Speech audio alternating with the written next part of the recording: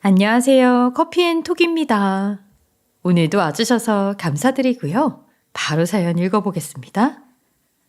안녕하세요. 저는 30대 후반 여자입니다. 요즘처럼 추운 날에 여러분들은 어떻게 지내고 계신지 모르겠네요. 저는 이렇게 추울 때면 10대 시절 손을 호호 불어가면서 전단지 알바하던 날이 그렇게 생각나더라고요. 눈이 하도 많이 오는 바람에 어깨에 눈이 소복하게 쌓이고 있는데도 맡은 바 책임을 다해야 한다는 생각으로 열심히 전단지를 돌리던 기억이 나네요. 그렇게 일을 해서 받은 일당으로 집 가는 길에 붕어빵을 손에 들고 갔는데 그날의 제가 떠올라서인지 겨울은 참 애틋하게 느껴져요. 지금 생각하면 어려서부터 그렇게 용돈벌이를 스스로 해야 했던 제 자신이 안쓰러운 것 같아요. 따뜻한 집에서 따뜻한 가족의 품 안에 있어야 할 시기에 저는 홀로 앞가림을 해야만 했어요. 가정 환경이 그렇게 좋지 못했거든요. 외도를 일삼는 아버지 때문에 저희 집은 웃음이 피어날 날이 없었고 엄마는 늘상 홀로 눈물을 훔치는 뒷모습을 보이셨어요. 상황이 이렇다 보니 가족에 대한 기대도 어떠한 환상 같은 것도 없었습니다. 그저 내일 하루는 오늘보다 조금이나마 편하길 바랄 뿐이었죠. 제가 중학교 2학년 때였을 거예요. 아빠는 그날도 외도를 하느라 집에 들어오지 않았었죠. 전 엄마에게 제발 아빠와 헤어지라고 울며불며 애원을 했는데 사람 인연이라는 게 그렇게 쉽게 끊어지는 것이 아닌가 보더라고요. 엄마, 더 이상 이렇게 살지 말고 제발 다 그만두면 안 돼? 나도 엄마 이렇게 맨날 울고 있는 거 그만 보고 싶어. 너무 힘들다고. 엄마도 그러고 싶은데 정말 미안해. 내가 너무 미안해. 제가 알지 못하는 어른들만의 세계가 있었는가 봐요. 엄마는 그 사람이 원래 그런 사람이 아니라면서 쉽게 그 관계를 끊어내지 못했어요.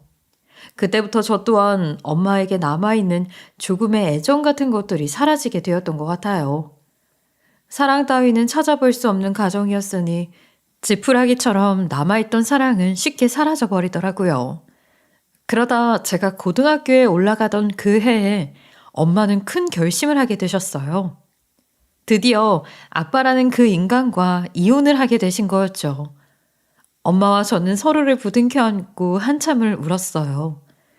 그렇게 한참을 울다가 엄마가 저에게 이런 말씀을 하시더라고요. 앞으로 너는 네 인생, 나는 내 인생 사는 걸로 하자. 엄마가 너한테 도움이 되지 못해서 미안해. 그 길로 저는 시골에 있는 기숙학교를 들어가게 되었고 엄마는 해외로 떠나시게 되었어요.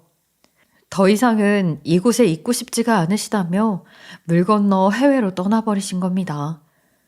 농장에서 일을 하면서 때때마다 학비를 보내주시는 덕에 학교는 무사히 다닐 수 있었지만 기댈 곳 없이 혼자 모든 순간을 견디고 이겨내는 방법을 체득해야만 했어요. 친구들은 주말이면 본가에 내려가서 가족들과 시간을 보내고 오는데 저는 갈 곳이 없기도 하고 반겨주는 이도 없던 터라 텅 빈 기숙사에서 혼자 남아있기도 했거든요. 그래도 참 고마운 게 저와 함께 방을 쓰던 친구가 자기 집에 같이 가자고 해주기도 했어요. 그럼 친구의 어머니께서 저를 딸처럼 잘 보살펴 주시곤 하셨죠. 그때 받은 그 사랑과 은혜는 정말 지금도 잊을 수가 없네요. 방학 되면 친구 집에서 어쩔 수 없이 한 달씩 지내곤 했는데 저를 남처럼 대하지 않아 주셨어요. 가족한테 받아야 했던 사랑과 관심을 다른 곳에서 조금씩 채워가면서 제 나름대로의 홀로서기를 조금씩 해나가고 있었죠. 그렇게 고등학교를 졸업하게 되었어요. 20살이 된 이후부터 엄마는 한 통의 전화를 마지막으로 연락이 거의 끊기다시피 되었어요. 엄마는 당신께서 제 삶에 방해만 된다고 생각하신 것 같았어요. 저도 구태여 엄마를 찾거나 하지 않았죠. 성인이 된 후부터는 이제 내 삶은 온전히 내 것이라는 생각에 묘한 해방감 같은 것이 들기도 했습니다. 이제는 정말 내 인생을 책임질 수 있는 건 저 하나뿐이구나 싶었어요. 졸업을 하기 전에 학교에서 취업 연계로 작은 식품 회사에 들어갈 수 있었어요. 어떻게 해서든 먹고 살 길을 빨리 마련해야 한다는 생각으로 앞뒤 가리지 않고 취업 전선에 뛰어들었죠. 정말 감사하게도 저는 좋은 은사님을 만나게 되었는데 제 사정을 알고 계신 은사님께서 괜찮은 자리에 저를 추천해 주셨던 거였어요. 회사 생활은 학교와 완전히 다르더라고요. 20살의 어린 제가 뭘 알아봤자 얼마나 알겠어요? 매일같이 부딪히고 깨지면서 배워나가는 시간이었어요. 죽으라는 법은 없는 것인지 그 안에서 좋은 사람들을 많이 만났어요. 저처럼 고등학교 졸업 이후 바로 들어온 친구들이 몇몇 있었는데 같은 숙소를 쓰면서 저희는 돈독한 관계를 유지했어요. 그리고 저는 옆 부서 사람들이랑도 두루두루 잘 지내는 편이었어요. 그 안에는 옆 부서 대리님도 계셨는데 대리님은 친오빠처럼 제 생일마다 그리고 매해 돌아오는 입사 기념일마다 작은 선물을 해주시더라고요. 워낙 성격 좋고 사람 좋은 분이라 옆에서 이런저런 이야기도 많이 하고 가까운 사이가 되었어요. 저 또한 대리님의 고민 상담 같은 것들을 해주면서 지냈었죠. 특히나 대리님은 저의 가슴 아픈 가정사를 듣고는 함께 눈물을 흘려주시기도 했습니다. 아유, 어쩜 그렇게 힘든 상황에서도 이렇게 반듯하게 자란 거예요? 반듯하긴요. 엄마한테 연락한 게 언제인지 기억도 안 나요. 저 그렇게 효녀 아니에요. 제 마음속에 가장 깊은 상처였던 일들도 대리님 옆에서는 괜스레 치유가 되는 것 같은 기분이 들었어요. 그렇게 대리님은 회사에서 가장 친한 사람 중에 하나였어요. 제가 입사한 지 6년째가 되던 어느 날 대리님께서 저에게 갑작스럽게 고백을 하시는 거예요. 처음엔 그의 고백에 적지 않게 당황했습니다. 나에게도 이런 날이 오기도 하는구나 싶은 생각이었죠. 그리고 커오면서 부모님과의 관계를 지켜본 바가 있으니 저는 남자에 대한 어떤 환상 같은 것이 없었거든요. 이런 제가 이렇게나 과분한 사람을 만나도 될까 하는 의문이 들었어요. 그런 생각들로 인해 저는 그의 마음을 받아줄 수가 없었습니다. 대리님, 정말 죄송해요. 지금은 제가 누군가를 만나고 싶지 않아서요. 대리님 정말 좋은 분이라는 건 너무 잘 알고 있어요. 부담 주려고 꺼낸 말은 아니었어요. 제가 마음에 짐을 준 거라면 정말 미안해요.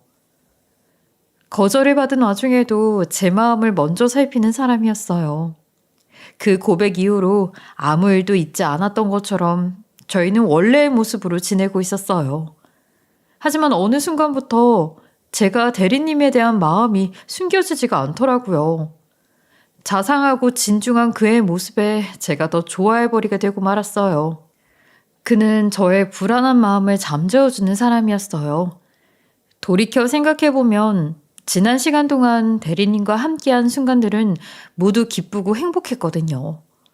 결국 오랜 기다림 끝에 저는 대리님의 마음을 받아주었어요. 그날 이후로 저희는 서로에게 조금씩 더 깊은 관계로 발전해 나가게 되었어요. 제가 다른 사람한테 사랑받으면서 살 수 있을 거라고 생각해 본 적이 없었거든요. 하지만 남자친구를 만나게 되면서 제 자신이 사랑을 받을 수 있는 사람이라는 것을 깨닫게 되었어요. 그에게서 또 다른 삶을 만나게 되었죠. 매일이 행복한 순간들의 연속이었어요. 남자친구는 어느 날에는 저에게 물어보더라고요. 그런데 어머니 보고 싶지 않아? 그래도 엄마인데 한참을 못 보고 살았잖아. 나도 보고는 싶지. 종종 엄마가 문자는 보내셔. 우리는 무소식이 희소식이라는 생각으로 살아서 이제는 그냥 그래.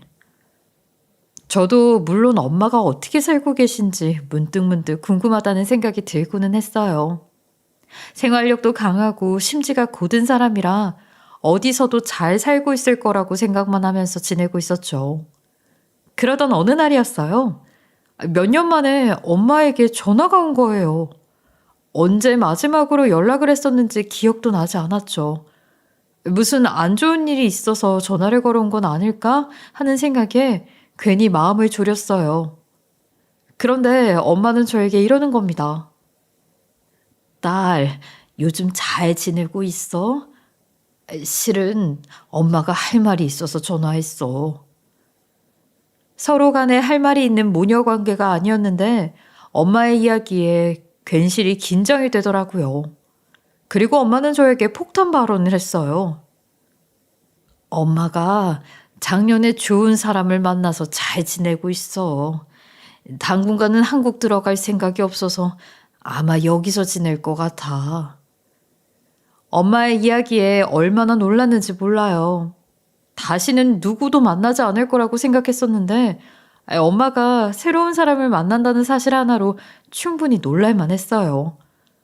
얼마나 괜찮은 사람이길래 마음의 문을 닫고 있던 사람이 저렇게나 밝은 목소리로 전화를 한 걸까 하는 생각도 들었죠. 어떤 사람을 만난 걸지 궁금하기도 하고 또 엄마가 이제는 좋은 사람을 만나서 행복해야 할 텐데 하는 생각에 걱정도 되더라고요. 엄마도 저도 그렇고 아빠 때문에 힘들었던 시간들이 너무 길었어서 우려되는 마음이 있었던 것 같아요. 하지만 엄마는 곧 밝은 목소리로 다시 입을 열더라고요. 몇 년간 지켜보다 만난 사람이야. 엄마 걱정은 하지 말고 너는 너대로 잘 지내고 있어. 나중에 들어가게 되면 다시 연락 줄게. 다른 것보다도 엄마의 목소리가 밝아 보이는 게 가장 마음이 놓였어요. 재혼 생각이 있는지 은근슬쩍 물어보니 아무래도 하긴 할 것 같은데 당장은 아니라고 하더라고요. 그래도 간만에 엄마의 목소리를 들어서 그런지 마음이 좋더라고요. 제발 엄마가 이제는 시름 없이 행복만 했으면 좋겠다는 생각뿐이었어요. 그렇게 한 2년이 흘렀어요. 2년간 남자친구는 저를 향해 변함없는 사랑을 보여주었어요. 이런 사람이 내 인생에 다시 나타날 수 있을까 싶었습니다. 그러다 남자친구는 저에게 먼저 결혼 이야기를 꺼내더라고요. 내가 남은 인생은 나를 만난 걸 절대 후회하지 않게 해줄게. 나랑 결혼해 줄래? 결혼에 대한 생각이 전혀 없던 저였지만 남자친구를 만나는 동안 가치관이 많이 변하게 된 것 같아요. 어쩌면 저는 내심 그의 프로포즈를 기대하고 있었나 봐요. 그의 고백에 눈물이 나더라고요. 남자친구의 진심 어린 청혼에 저는 결혼을 결심하게 되었어요. 저에게 결혼은 인생을 건 도전이기도 했습니다. 하지만 결혼은 두 사람만의 문제가 아니었죠. 남자친구의 어머님은 저를 그렇게 좋게 보시지 않더라고요. 한참 잘 만나고 있을 때도 저의 존재를 아시고서는 헤어지라고 여러 번 말씀하셨거든요. 근데 어머님이 우리 사이 허락을 해주실까? 그래도 결혼이 우리 둘이만 좋다고 할 수 있는 것도 아니고. 엄마는 내가 어떻게 해서든 설득할 테니까 너무 걱정하지 마. 네가 걱정하는 일은 절대 만들지 않을게. 결혼 허락을 받기까지 걱정스러운 마음이 컸지만 남자친구의 결연한 의지를 확인하고 이내 그에게 마음을 기대게 되었어요. 하지만 현실은 절대 호락호락하지 않았어요. 어머님은 저를 처음 보시고는 그렇게나 호되게 반대를 하시는 거예요. 그래, 너 곧 죽어도 얘랑 결혼을 해야겠냐? 내가 그렇게나 빨리 헤어지라고 했는데 엄마한테 한다는 소리가 뭐? 결혼? 결혼을 한다고? 너 그러지 말고 엄마 말 들어. 결혼이 애들 장난도 아니고. 엄마, 왜 그렇게까지 말씀을 하세요? 저 정말 이 사람 말고는 아무랑도 만나고 싶지 않다니까요. 서로 알고 지낸 시간만 해도 벌써 거의 10년이에요. 어디 연애랑 결혼이랑 같냐는 말이야. 연애는 아무랑 해도 결혼은 중차대한 일인데 어떻게 나 이렇게 아무랑 할 생각을 하는 게야. 예비 시어머님은 저를 향한 반대의 말씀을 거침없이 내뱉으셨어요. 가족의 입장에서 봤을 때는 제가 마음에 들지 않는 것이 당연한 일일 수도 있었어요. 사연 있는 가정에서 자라서 기댈 곳 없이 살아온 저를 가족으로 받아들이기엔 부족한 부분이 너무나도 많긴 했으니까요. 이 결혼을 해도 되는 것일까 하는 생각에 마음이 복잡해졌어요. 하지만 저의 마음을 다시 잡아준 것은 남자친구였어요. 나도 우리 엄마가 왜 저렇게까지 모진 건지 싶어. 내가 미안해. 근데 막상 결혼하면 잘해주실 거야. 나 때문에 오빠만 가족들이랑 사이 틀어지는 건 아닌가 싶어서 걱정이네. 지금까지 살아오면서 뭐 하나 쉬운 게 없었지만 결혼이라는 숙제는 가장 큰 난관이었어요. 첫 술에 배부를 수 없다는 생각을 했어요. 어머님께 인정받겠다는 마음 하나로 공을 들였어요. 시간이 지나면서 저에 대한 마음을 조금 열어주시지 않을까 하는 생각에 때마다 예비시댁에 얼굴을 비추면서 노력을 했어요. 하지만 돌아오는 대답은 냉담할 따름이었죠. 이런 것도 집에서 배우지 못한 게야? 그러면서 어디 언감생신? 우리 집에 발을 붙일 생각을 하는 거야? 갈수록 저에 대한 미움만 키워가시는 것 같았어요. 괜히 긁어부스럼을 만드는 건 아닐까 하는 생각에 제 자신이 점점 초라해지고 있었습니다. 그 무렵 저희 집에서도 남자친구를 만나 뵙게 되었어요. 남자친구의 집과는 달리 저희 엄마는 남자친구를 너무나도 반겨주셨어요. 엄마는 제가 결혼할 사람이 생겼다는 말에 단숨에 제가 있는 곳으로 와주셨죠. 그리고 남자친구를 보고 하신 첫 마디가 이랬어요. 어디서 이렇게 근사한 남자를 만난 거야. 우리 딸 얼굴 핀 거 보니 이제 마음이 좀 놓인다. 제가 얘한테 해준 게 없어요. 둘이 행복하게 잘 살기만 하면 그만이에요. 엄마, 근데 혼자 온 거야? 엄마의 남자친구와는 일전에 엄마가 영상통화를 연결해 주셔서 몇 번 배웠었는데 이번에 함께 오실 줄 알았거든요. 새아빠가 되실 분의 회사에 급한 일이 생겨서 혼자 오셨다고 하더라고요. 엄마는 저를 따로 불러서 그러시더라고요. 남자친구 집에서 너무 반대 많이 하면 이 결혼 다시 한번 생각을 해보는 것도 좋을 것 같다면서요. 엄마께 그런 이야기를 미주알 고주알 하지는 않았는데 엄마는 모든 걸 꿰뚫어보고 계셨나 보더라고요. 그런 엄마께 저는 다 잘 될 거니까 너무 걱정하지 말라는 말씀을 드렸어요. 그 후 얼마 지나지 않아서 너무나도 머리가 아픈 일이 일어났어요.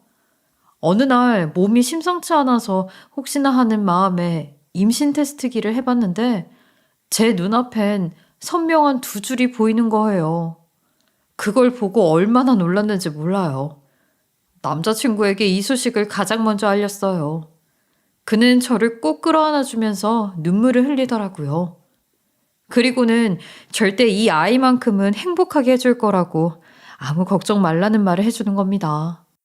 제가 사랑하는 사람의 아이를 가졌다는 충만함과 동시에 아직 결혼도 하지 않았는데 이 일을 어쩌지? 하는 생각이 들면서 머리가 복잡해졌죠. 하지만 어머님 또한 아이까지 가진 마당에 끝까지 반대하실 수는 없는 노릇이었을 겁니다. 결혼을 허락받게 되었어요. 어머님께서 드디어 백기를 드신 거였죠. 일이 또 이렇게 쉽게 풀리는구나 하는 생각이 들기도 했어요. 저희가 드디어 결혼을 하는구나 싶었죠. 이후 배가 부르기도 전에 빨리 식을 올려야 했기에 모든 것을 빠르게 진행시켰어요. 다행히도 모든 상황들이 뒷받침이 돼주어서 결혼까지는 일사천리로 진행이 되었어요. 물론 상견례 때는 저희 엄마를 보고 다시금 탐탁지 않아 하셨습니다. 저희 애가 부족한 게 많은데 그래도 예쁘게 봐주셨으면 좋겠네요. 그 사이에 뭘 좀 가르쳐서 보내주시면 좋겠네요. 애가 들어서는 바람에 저도 뭐 어쩔 도리가 없어서 허락하긴 했습니다만 저라고 뭐 하나부터 열까지 어떻게 다 일러주겠어요? 엄마 앞에서 저런 식으로 말씀을 하셔서 정말 진땀을 뺐네요. 그런데 문제는 결혼식 당일날 생기게 되었어요. 결혼식 일주일 전부터 엄마와 새아빠 되실 분이 먼저 오셔서 제 결혼식에 오실 준비를 하고 계셨었거든요. 혼주석에 엄마 혼자 있으면 어머님이 안 그래도 노여워하시는데 더 미움만 살까봐 걱정이 되었다고 하시더라고요. 두 분이 아직 재혼하신 건 아니었지만 아빠의 자리를 채워주고 싶다고 하셨어요. 저 또한 그쪽이 더 좋을 거라고 생각했고요. 그런데 당일 아침 엄마께서 급성 맹장염으로 응급수술을 하게 되신 거예요.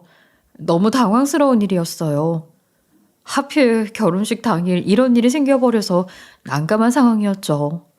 결국 저희는 혼주석을 비워둔 채 식을 진행해야 했습니다. 행복하기만 해야 하는 결혼식 날이 이런 일이 생겨버리니 저도 마음이 편하지 못했어요. 하지만 이미 벌어진 일들을 쥐어 담을 수도 없는 노릇이었고 저는 제 자리에서 최선을 다했어요. 하지만 어머님은 걱정 어린 말씀보다도 날이 선 말씀들을 하시더라고요. 어머님, 하필 오늘 이런 일이 생길 줄은 저도 몰랐는데 여러모로 심려 끼쳐서 죄송해요. 재수가 없으려나? 결혼식 날 이런 일도 생기네. 에휴, 내 아들 앞길이 훤하다 훤해. 집안이 멀쩡한 것도 아니고 바람난 애비 밑에서 뭘 보고 자랐겠어? 에휴. 당장 가족이 된 사람에게 이런 일이 있으면 걱정을 해주실 것 같은데 저런 식으로 모욕적인 말씀을 서슴지 않으시는 거예요. 속으로 너무 마음이 아팠어요. 앞길이 훤히 보이는 것은 남편이 아닌 저였죠. 엄마는 응급수술을 마치고 다행히도 빨리 회복이 되셔서 지금은 괜찮아지셨어요.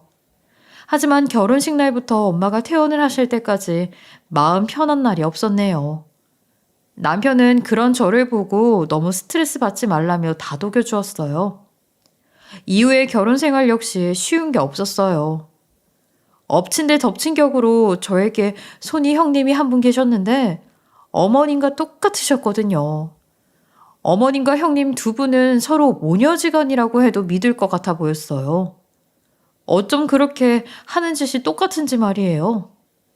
형님은 좋은 집안 덕분에 일본으로 유학까지 다녀온 유학파였는데 지금은 일본계 회사에서 일을 하고 있었어요. 어머님은 유학파인 형님을 얼마나 자랑스러워하는지 몰랐습니다. 반면 배움도 짧고 집안 환경도 좋지 못했다는 이유로 저는 미운 털 그 자체였어요. 저는 임신을 하고 나서 몸이 20kg 이상 확 불어버렸거든요. 제가 원해서 그런 건 아니었고 어느 순간 정신을 차리고 보니 그렇게 되었더라고요. 남편은 제가 살이 찌건 빠지건 저를 한결같이 사랑해주는 사람이었어요. 배도 나오고 몸도 불어서 움직이는 것이 불편했는데 그런 저를 보고 어머님이 이런 말을 하는 겁니다. 너는 아무리 임신해도 그렇지. 너무 살이 많이 찐 거 아니냐? 아무리 애 핑계를 대도 그렇지. 그나마도 아들인 줄 알았더니 응? 어디 하등 쓸데가리 없는 딸이라니. 너 지금 거울을 한번 봐보거라. 굴러가기 딱이지 않니? 다른 애들은 보면 임신해도 배만 앞으로 볼록하게 나오는데 너는 옆으로 더 나오는 것 같아. 안 그래도 변해가는 제 몸을 보는 것에 스트레스를 받고 있었는데 어머님이 저런 식으로 비수를 꽂아버리는 거예요. 저는 너무 속상한 마음에 눈물이 날 것 같더라고요.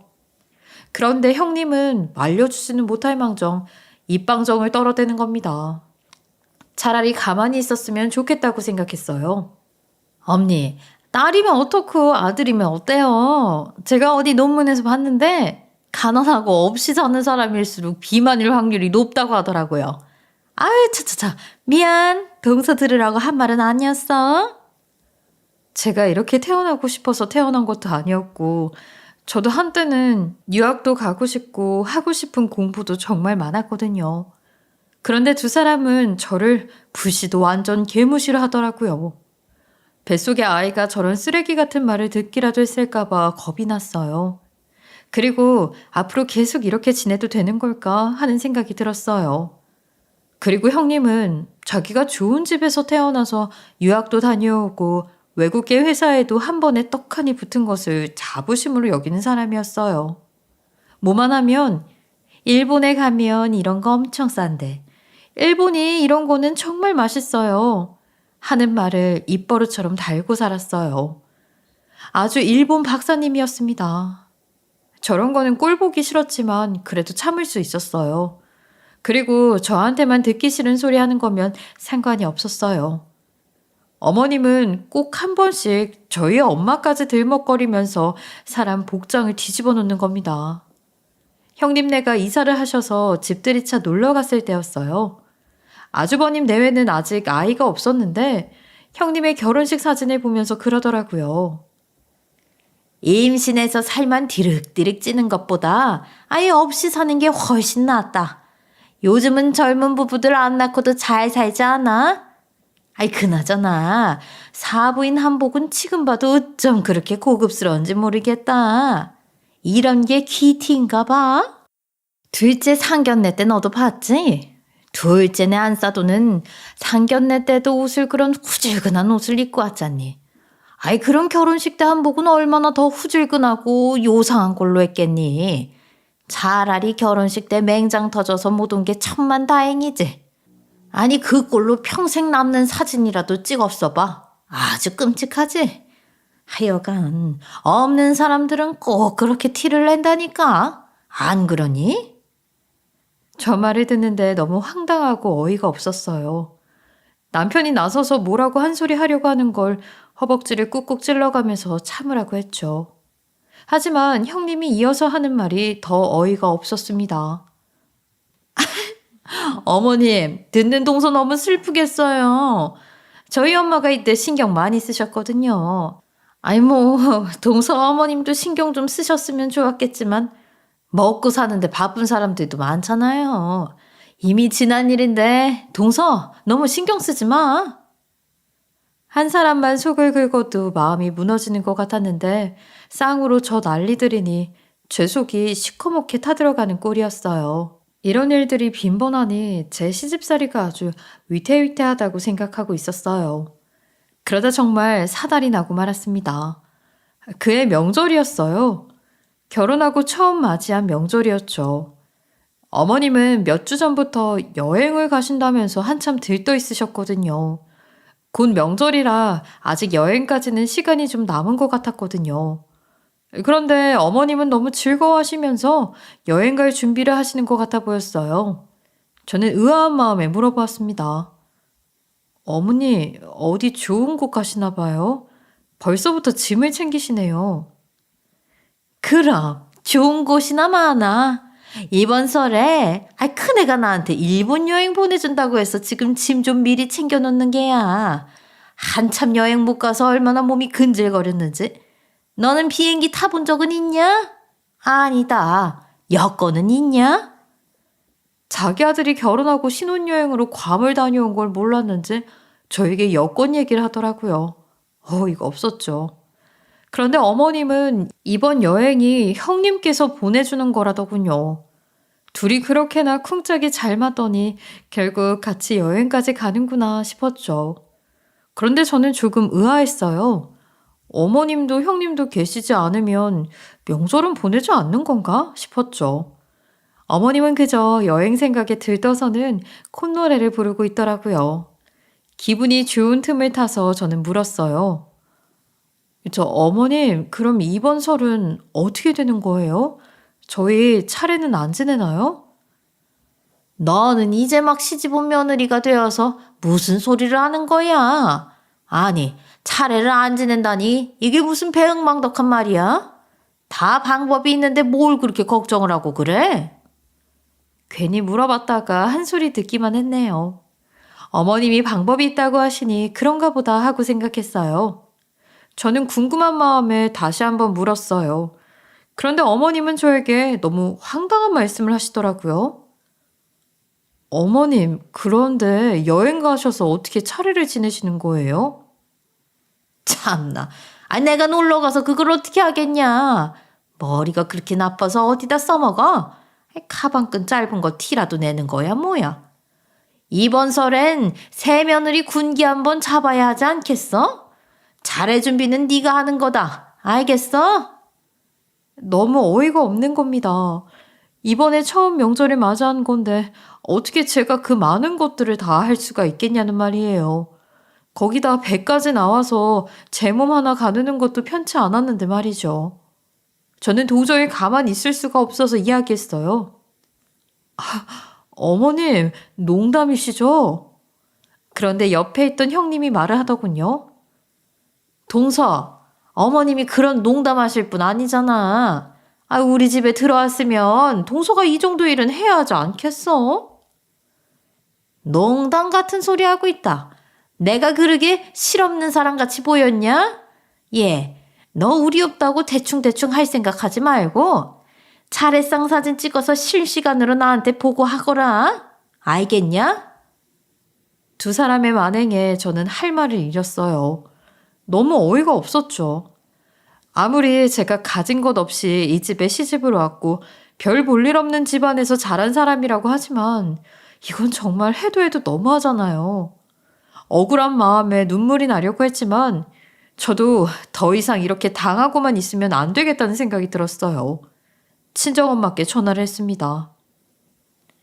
엄마, 세상에 나한테 차례상을 차려서 사진 찍어서 보고를 하래. 이게 말이나 돼? 아니 뭐?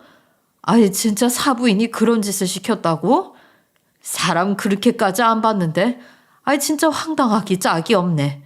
너 절대 그거 할 생각하지도 마. 알겠지? 엄마는 당연히 어이가 없고 황당해 하셨어요. 황당보다도 분해하셨어요. 자기 딸이 시집가서 이런 취급을 받는다고 생각하면 얼마나 속이 미어지시겠어요. 저도 제 딸이 이런 대우를 받는다고 한다면 절대 시집 보내지 않을 거거든요. 엄마는 제게 절대 하지 말라고 하면서 자기에게 오라고 하시더라고요. 그 길로 저는 엄마에게 달려갔습니다. 어머님과 형님께 복수를 하고 싶다는 마음으로 속이 부글부글 끓어오르고 있었어요. 그리고 명절 당일날이었어요. 저는 두 사람이 일본 공항에 도착하는 시간을 알아내어서 어머님과 형님을 맞이했습니다. 두 사람은 저를 보고 놀란 토끼 눈을 하고 있더라고요. 어머님, 형님, 제가 여기 있어서 많이 놀라셨어요? 아니, 네가 어떻게 지금 여기 있는 게냐? 너 여기 왜 왔어? 하라는 일은 안 하고 농땡이 피우는 게냐? 이게 아주 셈이 말을 귀뚱으로 듣고 앉아있네. 결혼한 지 얼마나 됐다고 벌써 내 말에 거역해? 그리고 뒤이어 고급 세단에서 기사가 열어주는 문을 열고 나오는 중년 신사께서 말씀하셨어요. 안녕하세요, 사부인. 처음 뵙겠습니다. 그런데 어떻게 저희 딸한테 그런 짓을 시키실 수가 있으신지?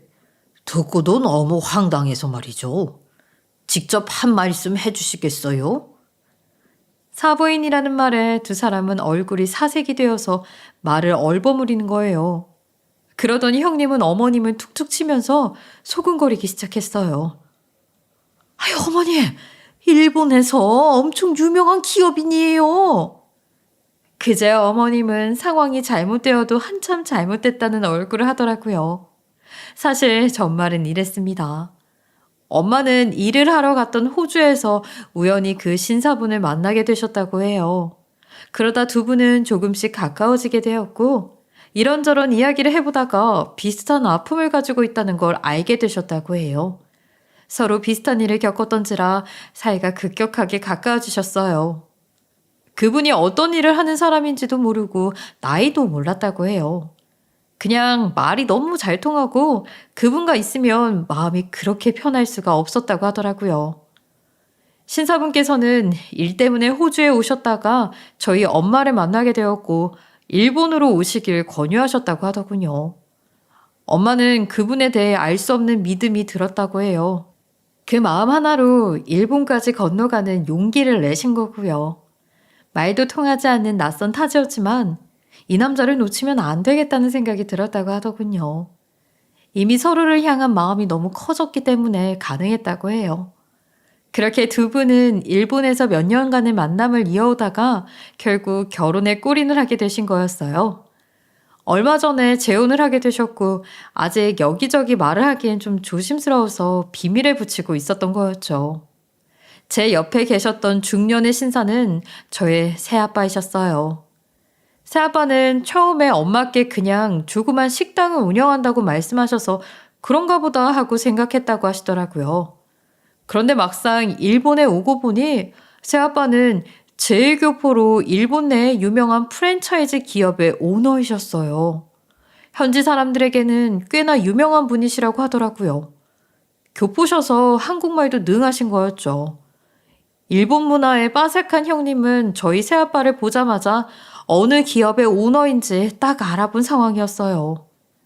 아, 아니, 둘째 며느리 새아버지 되신다고요? 아, 그게 말이죠. 말을 잇지 못하고 아무 말을 하지 못하는 와중에 새아빠의 수행비서께서 오셔서는 일본어로 귓속말을 하시더니 이내 새아빠에게 차문을 열어드리더라고요.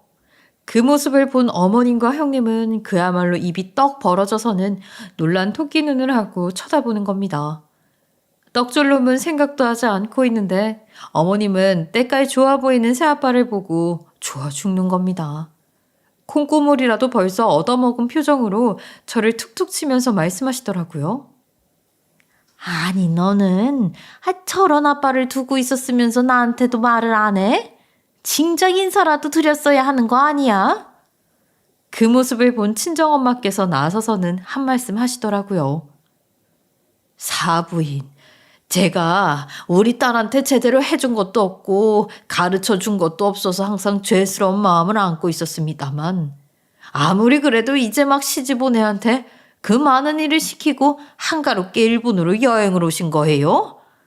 지금 우리 애 배가 이렇게 잔뜩 나와서 힘들어하는 걸 보고도 그러신 겁니까?